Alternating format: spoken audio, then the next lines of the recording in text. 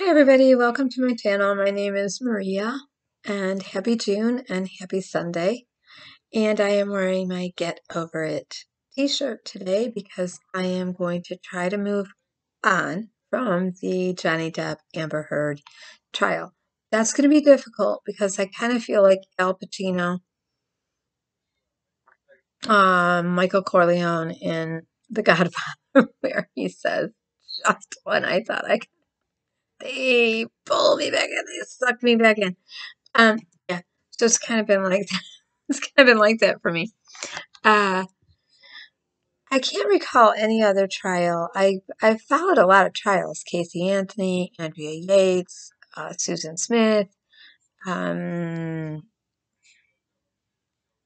what's her name? Jody Arias. Just a lot of trials through the years, and so many. And I do remember the kind of burning bed one with the domestic abuse. So, um, I really tried to listen objectively to this case, and I think it's going to keep spinning. I think there will be movies made. I think, uh, I think Amber will continue trying to get what she thinks she uh, deserves. And I think Johnny will hopefully try to go on with his life and have a happy life. I really wish Amber and her daughter and her family a peaceful, healthy life. Life is so fragile. I mean, to be fighting over money at this point. And I know she claims, her claims allegedly are that she was abused. So it's more than that to her. That said, she did not prove her case. She was not believable. There was not one shred of evidence that was believable in the United States and in the UK. The reason a judge found against Johnny is because he was suing a newspaper, and when you sue a newspaper, it's really hard, really hard. They're going to stand by, well, Amber said, well, we saw, well. So, uh, I would like to see that revisited, but it's really hard to sue a newspaper for defamation because their sources come from all over the place and it'd just be a circus sideshow. Although I wish somebody would try it one day, a rag sheet, right? So I'm glad he did. Um, so I'm really happy for Johnny, and yet I'm sad for Johnny because it's clear to me that, and maybe this is just me. Oh, I want to stop and say something. When I bought this T-shirt, it was like 3 weeks before the Get Over It thing came on the Republican scene.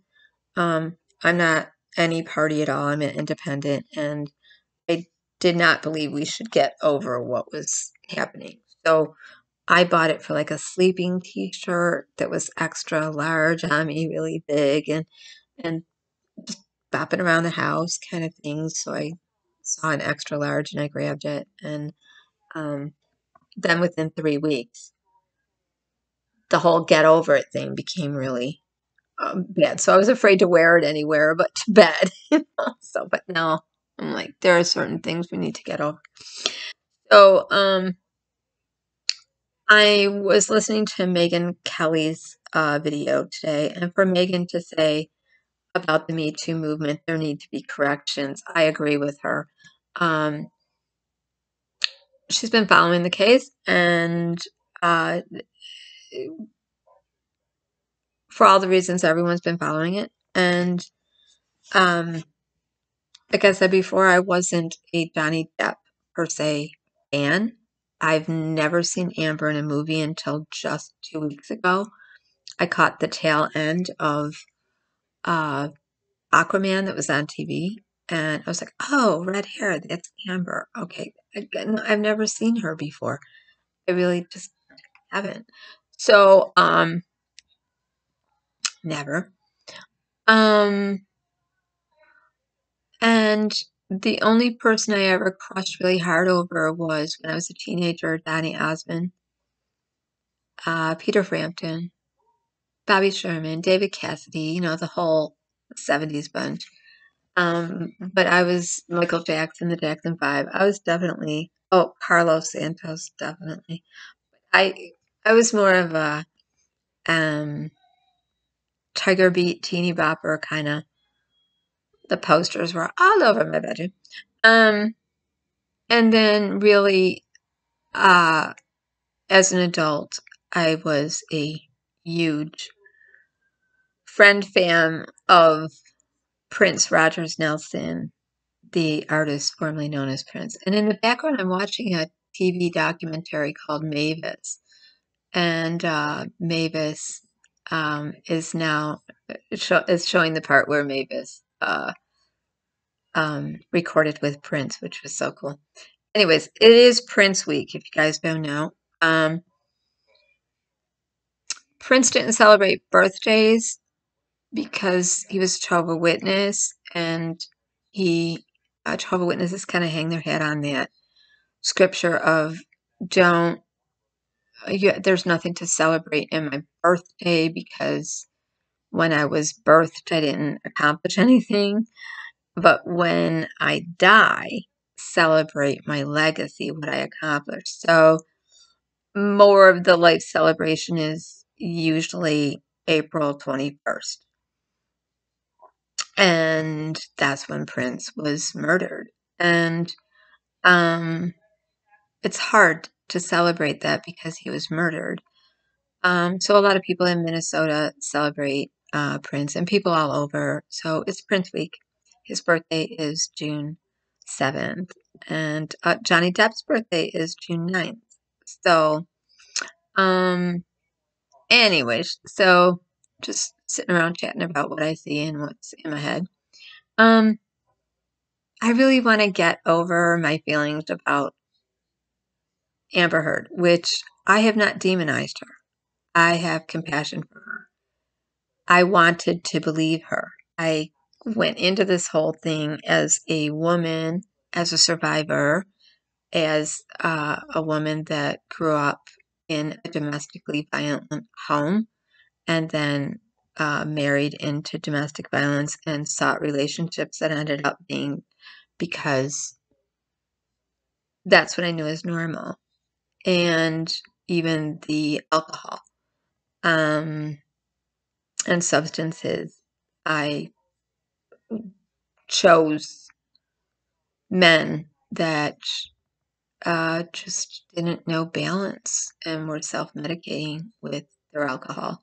And they would start off happy drunk, big spender drunk,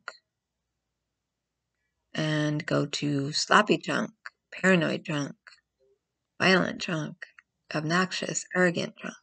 Just and I have been alive long enough to watch one of those persons in my life turn his life around and be sober. And that is a beautiful thing to see and live his sobriety out for the last 30 years. And so I have always said I do not believe in cancel culture, no matter if it's substances, alcohol, behavior. I do not believe in cancel culture. I believe in rehabilitation. But I could understand that there was a certain amount of abuse that Amber endured in just living with a person that was abusing drugs and alcohol. However, Amber was also abusing drugs and alcohol, and Amber could have left it at that. Okay, like we were toxic together. I reacted to Johnny's drinking by worrying about what he was going to do or wouldn't do. And that triggered my crazy. And I became abusive because she was the abuser. And instead, what we kept hearing was just a mudslide of lies. And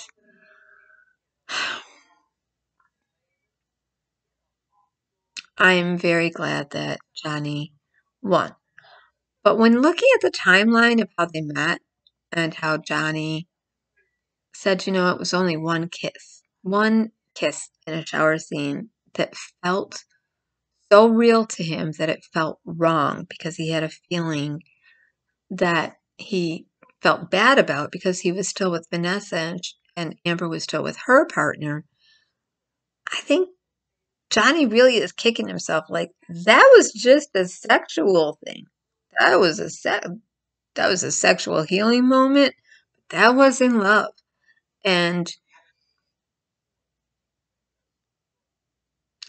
he broke up with Vanessa and for a while there he kept when Amber and him did get together, I think Amber felt like his dirty little secret for a while. Like they had to keep their relationship kind of quiet because Vanessa and Johnny were just envying. And and then about the time Johnny and Amber were realizing we're not okay together, Vanessa was finally getting married. And I think Johnny was like kicking himself the whole time. Not only had his mother just died, that would trigger in itself all the abuse he had as a child that would come back to him. Um, but it would also increase his drinking and drugging, and he was withdrawing from substances then, which was very brave and courageous of him to do, and well done. And so many things were going on. He was watching the woman that he had known for 25 years, loved, and had a partnership for 14 years with, Rose, raised two beautiful children with, get married, and realize Amber is not the one, and being abused by her, and that she wanted his money. It comes down to the money. She wanted a prenup. She wanted She wanted a prenup, she wanted his money, and she wanted a settlement that was larger than what it was.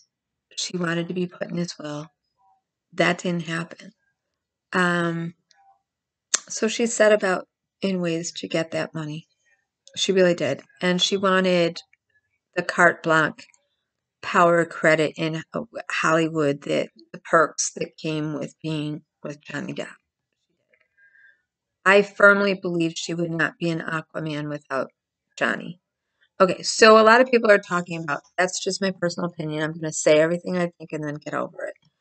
Um, there are many sources in the industry around Warner Brothers who are talking that Amber's scenes were small to begin with in Aquaman 2, and that they have reduced them now to dream sequence scenes, meditation scenes, or falling asleep, kind of dreaming, and flashbacks, and voiceovers where, like maybe I guess hallucinating, where people can hear her voice.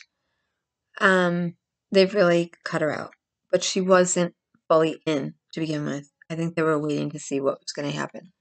Um, we don't know until Warner Brothers announces it, but that's not something that Warner Brothers would announce for a DC film. They really wouldn't announce Amber's out. They wouldn't announce that.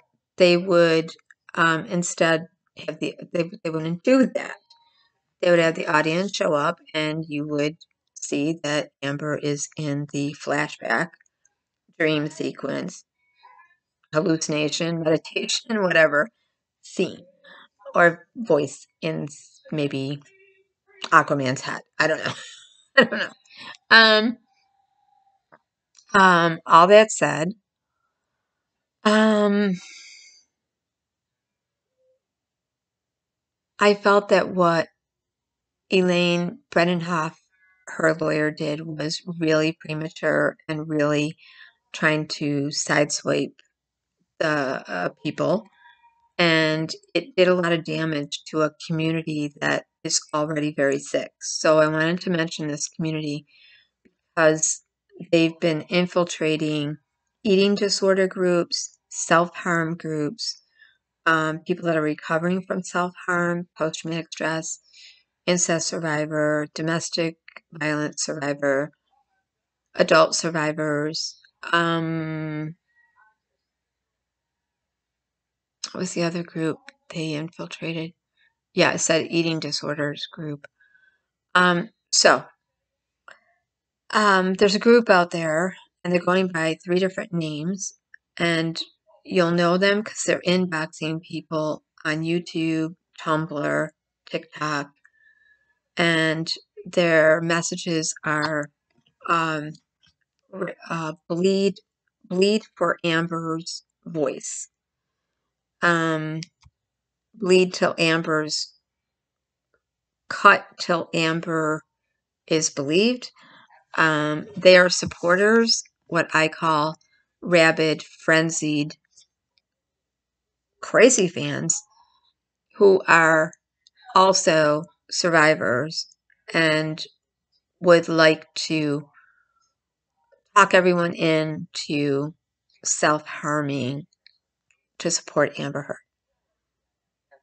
If you get a message from them, I'm not even going to give their names, not worthy of names. There's plenty of people they've been inboxing. Report them. Report them. Just report them. They're not well. Their agenda is really not debatable. You cannot make sense with them. They're looking for an excuse to self-harm and to make some kind of statement, and events and days of it where they're proposing to live stream some of the cutting. No, just say no. I'm going to agree with Nancy Reagan here and just say no. And get over it. Get over it. Johnny won. That is how the judicial system works. They can appeal it if they want to, and that's what they're doing. Elaine did not put forth a good case. Her client was not directed on the stand how to behave or how to behave in court.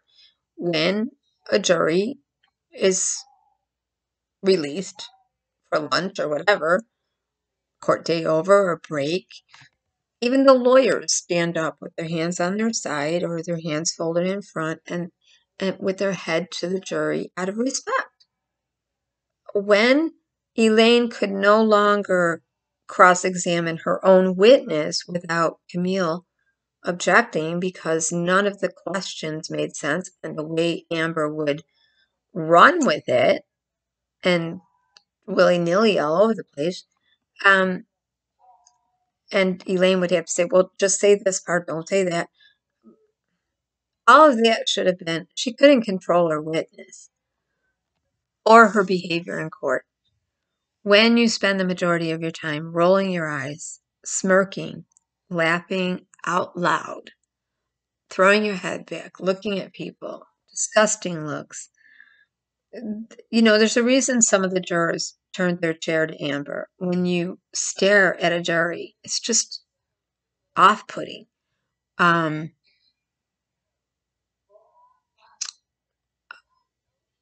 Both Johnny and Amber laughed in court at times. And at times I had a real problem with Johnny laughing in court. Until I really took a look at Amber and all the smirking she was doing and the bizarre things she was saying, that you couldn't follow one thing. A didn't follow, B didn't follow after A and C and so forth. It just didn't make any sense. The jury believed she lied. And so did most of the world, because she did.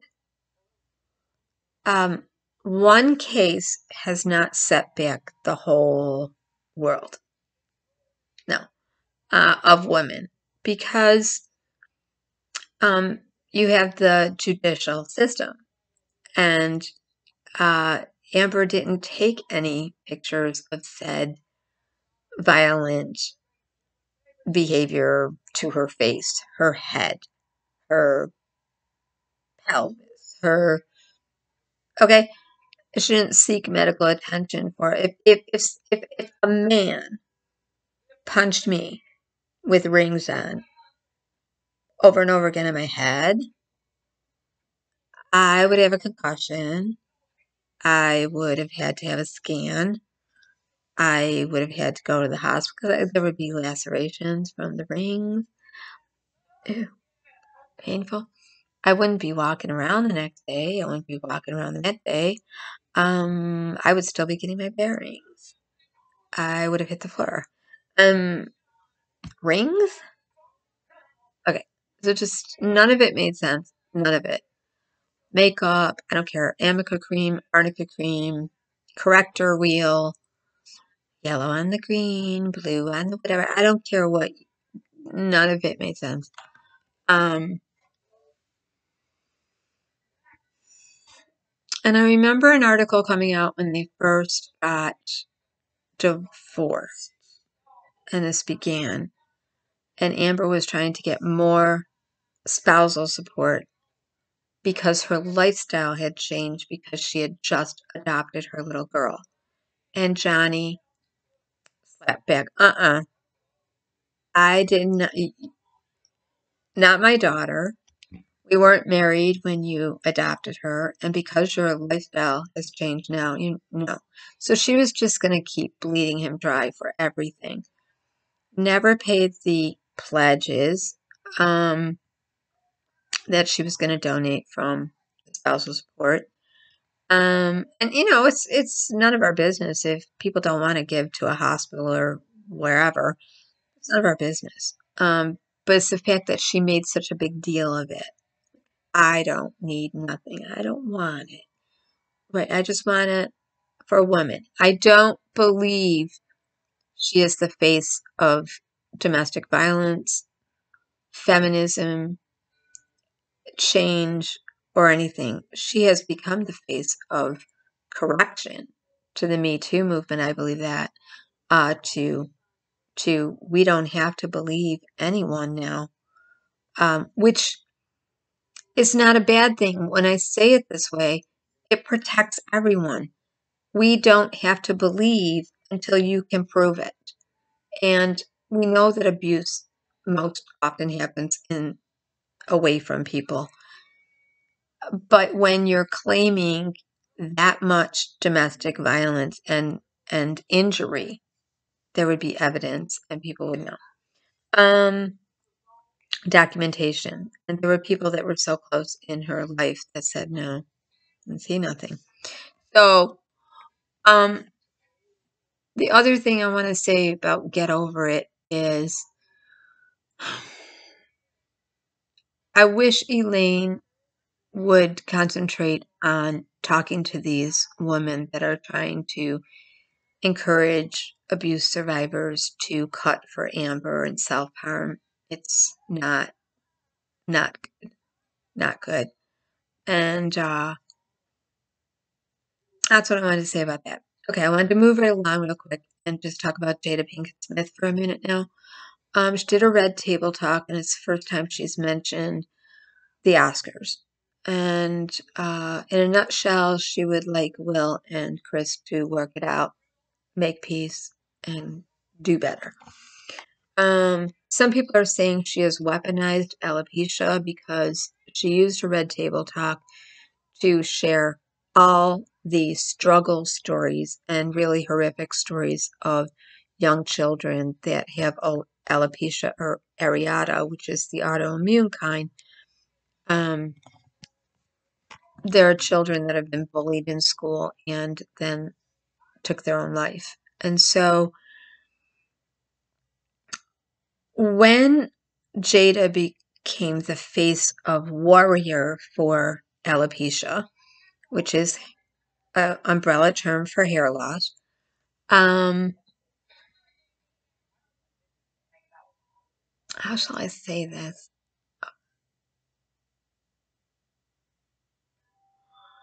she shared her struggle, and in sharing her struggle, she became a warrior after the Oscars because people that had been bullied or felt depressed or had actually almost killed themselves over losing their hair um, looked to Jada as now their hero, their person, and that could give it a platform that was larger than they had. So the alopecia community was a very quiet, struggling community, very supportive amongst themselves, but nobody really knew what the heck alopecia was. So Jada took the time to have a doctor on, explain there's 7 different kinds, 9 different ways. African American women can get it more because of the relaxers they use, the permanents, the hair color, the tying their hair back, they get edge loss of hair, the braiding on top of the hair. And what I noticed is all of Jada's family used their hair as like an artistic canvas. Jada has always been an architect of her hair and done tons of braiding and shaved the sides and zigzagged and really used her hair and her head as an artistic statement. And don't think I want to show you. I have a magazine here that I put aside. Nope, that's not it. What is it? And you can see that that Willow Smith, uh, beautiful young lady, you could see how they use their hair to really show off their beauty, right? So this is Willow Smith, and the perfume is called Alien Goddess Muggler. And this is In Style magazine, October 2021. Isn't she beautiful? She's gorgeous. She's gorgeous. Okay. At first, I did a double take and thought, Will? Willow. Um, I always find it amazing when one child ends up looking like one parent and one child the other. Jaden looks so much like Jada, and Willow looks so much like Will. But this is a family that clearly used their hair always to make statements, artistic statements. So that's in Style magazine, October 2021. And oh, and the perfume is really nice too. I would say if you like Oscar or Vanderbilt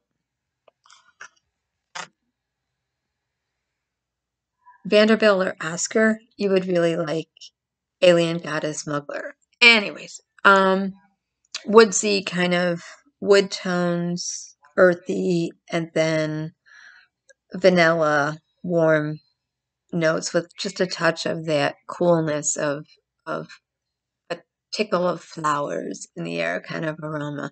So really nice perfume, not too overwhelming, not too heady, really nice, fresh. Fresh but deep. That makes sense. I know it does. Um, so a little dab will do you. Um, it's a family that really, they don't, their hair is just not hair. It's their statement. So, and then we know that hair is an emotional, or that it's like an emotional barometer. Um, a lot of women and men are very emotionally attached to their hair. And when they start to lose their hair, they really do suffer anxiety, worry, stress. Stress makes more hair loss. There's so many things that cause alopecia: thyroid disease, secondary to thyroid disease, chemotherapy, radiation, biologics, medications that you're just on, too much coloring, relaxing, um, perms, straightening, braids, ponytails, tying up your hair too much, lose it at the forehead and the sides, and then it starts falling out. So, and then there's the autoimmune type. Treatments can be anything from creams to actual injections you have to get in your head of steroids, up to 80 a month, which are really, I remember one of my doctors, he had what at the time he was calling, he had like early hair loss. He always had like big bald patch on his head and then curly hair around. And one day I went in to see him and he had these little like caps all over his head. It's like, it looked like the mad professor. I was like, what are you doing? What happened to your head? And oh, another doctor friend of mine is doing research on alopecia. And um, it's like a hair transplant kind of thing where they put the injections all in at this all at once. And he had little wires connected, but that was back in the 90s. Now they just go in 80 injections of steroids into your head within 1 month. And then it can bring your hair back, but then it can fall back out again too. Um, so, and Jada mentioned that it's so hard for her because the kind of alopecia she has, which is areata, and she did do the injections, that um, that she just couldn't do them anymore and decided to go bald. And with her, her hair actually does grow back all the way back and then starts falling out again, which is why she started keeping it very short. Um, I would wonder, I would think at this point, if her hair grew back in, she wouldn't do any braided architecture and art of her hair. She would do something different, or maybe wear a piece or something, like the jewels and things she's done. Um, but they had a doctor on who explained it's 3 times more prevalent, or no, 7 times more prevalent with African American, Caribbean women who do wear their hair in braids and ties and all that and use chemicals. Um, and then the rest of it is genetics. And then secondary to diseases or stress or medication. So, sometimes it grows back, sometimes it doesn't, sometimes there's one bout of it. If it's areata, it usually can start, uh, most of the areata cases, autoimmune, start with younger children. So, a young lady by the name of Rio, 12 years old, had been bullied in school all the time, um, over I don't know what, because she's a beautiful girl. But they had her mother on the Red Table Talk, and um, she told a story of over the pandemic, she noticed a patch on her daughter's head while they were homeschooling. And at first she thought COVID, because hair does fall out with COVID, so she took her to the doctor. And they sent her to a dermatologist who said, no, it's alopecia areata, which there are blood tests for. And and this little girl did have the injections, and after a while she couldn't do it. And her mother and her grandmother bought her a beautiful wig, stylized it, layered it, highlighted it, really just a gorgeous wig. And when she returned to school in 7th grade, the same old bullies were there, but now they were pulling off her wig, hitting her in the head, calling her alien, all kinds of horrible things, throwing her wig to play catch and hitting her in the head. I don't know where the teachers were. I don't know what the process is. But Jada did ask that question, did you try to go to the teachers or whatever? And mom said she already knew the teachers really had no recourse the way it was set up, that the teachers were just as much a victim of what was going on as the child. They just got nowhere, the way the school systems are set up. So that was really interesting to me. Tons of people showed up in memory of her daughter. And, she killed herself. And other grown women tried to kill themselves over losing their hair. One could ask, well, why would you kill yourself over losing your hair? I think we have an emotional attachment to our hair, and that's why when we're really stressed out, we take it out on our hair, or we go get a new haircut, or we change our hair up totally. And I don't know why, but it is interesting. I know I used to be a self-harmer, a cutter, and I would always just cut my hair, or color my hair, or change the style, or buzz cut it. And then I graduated to cutting. And I had to get back to the point where I'm like, okay, emotional haircut, and I would do it. And it was much safer than cutting. So I'm years, like almost 30 years away from the whole cutting thing. And it just pains me to hear that somebody that was already suffering was then bullied, and that there's people out there that are self-harmers that are encouraging people to cut and self-harm for Amber Heard. It's all gotten very crazy. What I would say is, if you're one of those people that really want to show support, maybe you think the verdict was wrong, you're an Amber supporter, get a t-shirt, for God's sake, get a t-shirt that says Amber or whatever the heck you want to say on it. Like, my dog stepped on a bee, or Johnny drank too much green tea, or he was always drinking tea. He was always running away from me. He wouldn't have a normal argument. Just, he left me. He was always leaving me. Something, right? The jury didn't believe me. You could go on and on. Get a tattoo.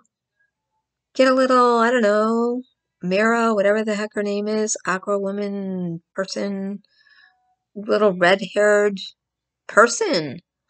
Uh, get a coffee mug. Don't cut yourself. And about Jada, these are two things I'm just thinking about today that I want to talk about. And some people are saying it was a very snide undercut of Will and Chris, but it was a shaming of Chris by doing this. Like, Chris and Will got to get their shit together, my word, and make peace, because they're beautiful men and the world is fragile and we need them. Okay. Now, moving right along, since so many people were confused about alopecia, people have been writing and telling me their stories since she shared, and more so now about the bullying. And one story caught their attention, 12-year-old little girl who killed herself. So I feel I agree with the people that are saying it's a very passive-aggressive takedown of Chris. It's a shaming publicly of Chris for that community. And I don't understand how you could say, you two get it together. I never told Will to punch anyone. And then take it back by having the entire show.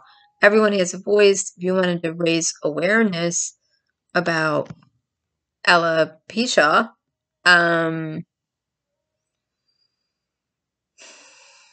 so the slap brought out people telling their sad story to Jada and looking to her as their warrior to get the word out. So, I mean, I don't know what to make of it, really, other than we shouldn't worship movie stars and entertainers because they're just people who are talented. And don't hurt yourself because somebody's telling you to. And no, Amber has not set back us women centuries, excuse me. She has just helped us all to understand that women do lie and men do too. And we have to weigh the evidence. You don't get to just make an allegation anymore because you're innocent until proven guilty. Period. Not this cancel culture has to stop. There has to be a rehabilitation way. And there also has to be a way for a woman to take back their word or recant without punitive damages, without the fear that they'll never be believed again. Because I thought that's what I heard Amber saying in one of the audios is, I don't know what to do. I don't know how to take it back. Nobody will ever believe me. I'll never have credit again. And Johnny was saying, you will be credible again. You and I had volatile moments. You and I had loving moments and were amicably partying. That's it. You don't have to make me a monster, abuser. I didn't have to go this far. And then she took it even farther with the bottle situation. So there has to be a way in our society to believe everyone and hold that in check. Like, okay, I believe you. Now you got to prove it. And no, we don't have to run around taking pictures of every little thing. I feel like a lot of Amber's pictures and recordings were set up. They were staged. So that's just my personal feeling. I think the truth bears out the truth. And if there was physical violence, it would have been there. Like, really been there. With the behavior that comes with physical violence, like not being able to walk, smacked in the head so many times with rings, like teeth really going through your lips, like just so many things. Like black eyes that just didn't go down, whether you used frozen peas, steak, raw steak, ice, whatever, nothing. Arnica, amica, color wheel, no. So I think I'm going to leave it at, if Elaine wants to be a feminist lawyer like maybe Gloria Allred, you have to believe that men can be abused too, and that women do abuse men. And women are not all sugar and spice and everything nice, and women do lie. Men lie and women lie. Equality. Equality. And when it comes to Jada, there's just such a deep ick feeling about Chris and Will get it together. Like Mom is telling you, get it together. But here, I'm going to show you all these people and why you shouldn't make fun of it and joke. Well, Chris wasn't even aware. They're saying, I think he knew she was struggling with her hair, and she had shaved her head, but he didn't know alopecia, the actual cause. He knew Jada's really struggling with her head being bald. I'm gonna make her feel good. I'm gonna look out to my audience and go to my friends and do the joke like is what they do. When you're out there presenting an award, you go to the people that you know you can joke with, and it was a compliment joke. Like, I see you, you're looking fantastic, you're looking good. Rocking that bald head, and G.I. Jane next, I'll be there. He could have said Alien, The Return of the Aliens, be there. And doesn't she play an alien in a movie? So it doesn't look bad on her. There was no, I think it actually makes her look better. She has a beautiful bald head. Some people can't pull it off. Some people have an ugly bald head. It's true. She has her eyebrows. She has her eyelashes. Some people lose their eyebrows and their eyelashes, and they have kind of like square heads, and they don't look okay. Um, she looks good. So, now that still, she's emotionally tied to her hair, so it still hurts, and she's still suffering. So I get it. Um, but it seemed like she took it back. Like she said, okay, you guys get straightened out. And because you're wonderful men and you got to patch it up, got to piece it up and heal because we need you. We need people like you, men like you. And now I'm going to show you how horrible it is. And I mean, I get your tissue if you're going to watch Red Table Talk.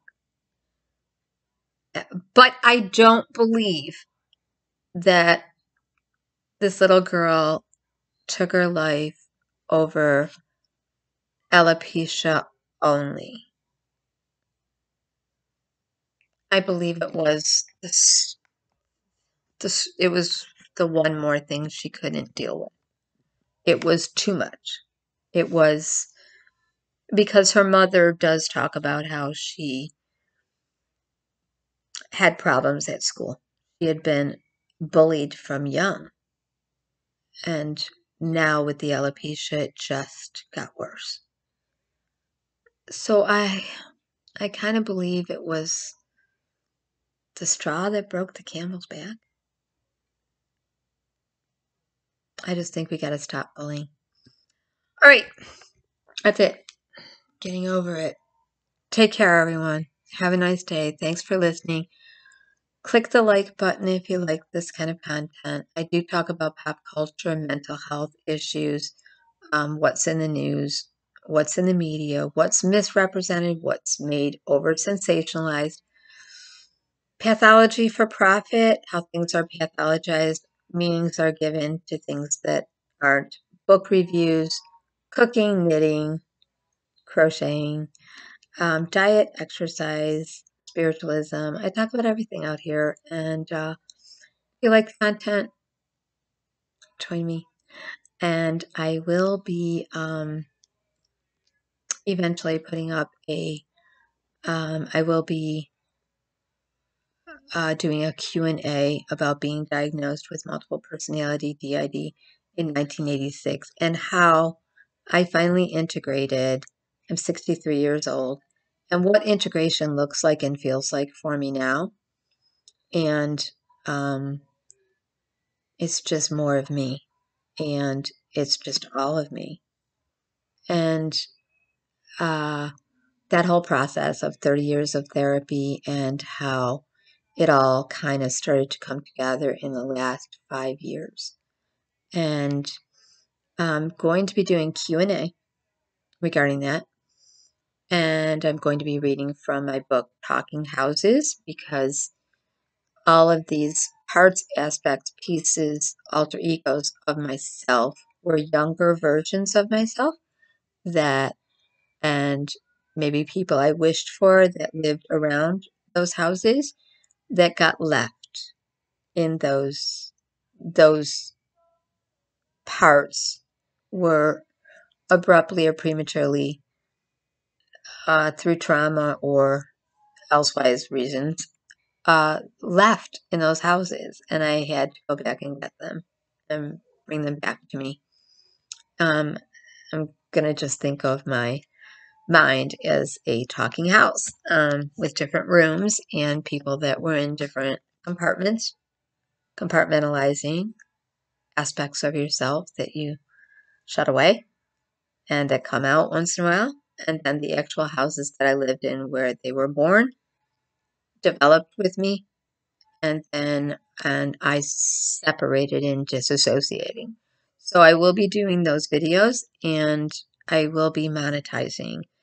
In order to monetize, I need to get my subs back up to 1,000. I was at 1,010, and then I just didn't want to be a part of the DID community anymore. And a lot of people, about 500, just said bye. Because I said, I don't believe in multiple personality or dissociative identity disorder.